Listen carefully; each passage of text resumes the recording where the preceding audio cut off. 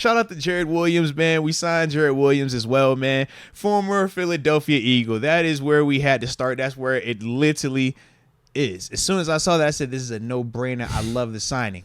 All right, I feel like it's a diamond in the rough solely because he played for Philly, okay? You know, if we're signing a lineman, I want him coming from Philly. All right, if he's coming from Philly or he's had any type of Philly ties, he's ate a Philly cheesesteak, any of that type of stuff, I want him here because that's the Andy Weidel thumbprint. That's what he's doing right now. So we did bring in Jarrid Williams, plays left tackle.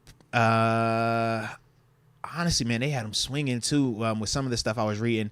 But for him, was recently released by the Eagles. Came out last season he started out in Houston for college and then ended up going to Miami. Was not highly rated, but was still viewed as a good tackle coming out.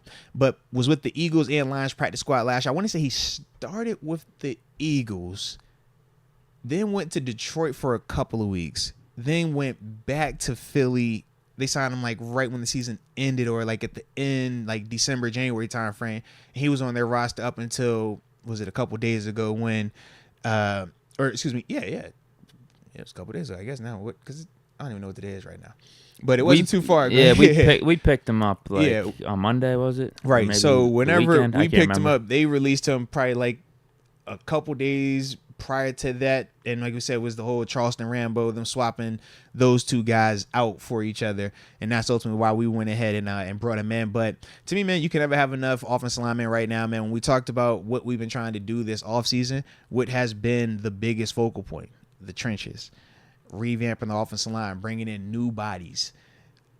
I like it because if it's going to be a practice squad caliber guy or a guy that's competing for the back end of the roster, you got one or two ways to go about doing that. You can stick with the same people that you've had in that same role, or you kick the tires on something new. You say, all right, I like how you've been playing, but you still haven't got to the point where you're going to surpass anybody, or we just want to challenge you now.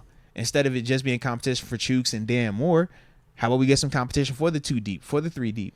And for me, when I look at Jarrid Williams, I just say to myself, all right, you potentially give us that opportunity. You're going to potentially come in here and you get to push LaRaven Clark. You know what I mean? Like, you think about LaRaven.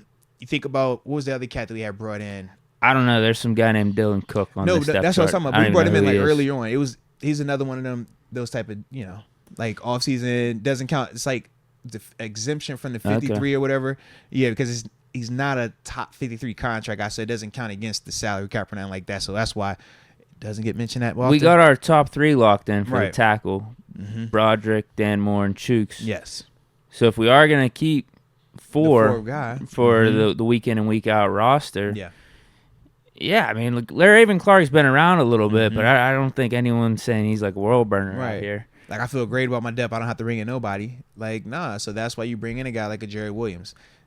Come in here and compete. If you beat LaRaven out, great. Then that means we did a good job with our scouting department. We did a good job of leaving no stone unturned. If you come in here and you can't beat out LaRaven Clark, great. That means that we feel good about our depth. That means that this guy's still doing enough to make sure that the Pittsburgh still feel confident with him being on the roster. So, I mean, with those type of signings, I mean, that's kind of how it is, man. But it's an opportunity for him, and that's the big thing. And that's what we always talk about, right? When we say when these guys come here, as we just literally talked about with Darius, it's like it doesn't matter whether you're a first-round draft pick, a sixth-round draft pick, undrafted, priority free agent, or even a trial guy. Once you get in the door is what you do with that opportunity. We talk about TG, trial guy. You talk about me, sixth-round draft pick. But then, you can talk about first-rounders and how just all of us have our own journeys and stuff. But it doesn't matter. Once you're there, man. So for Jarrid, for Darius, go do what you got to do, man.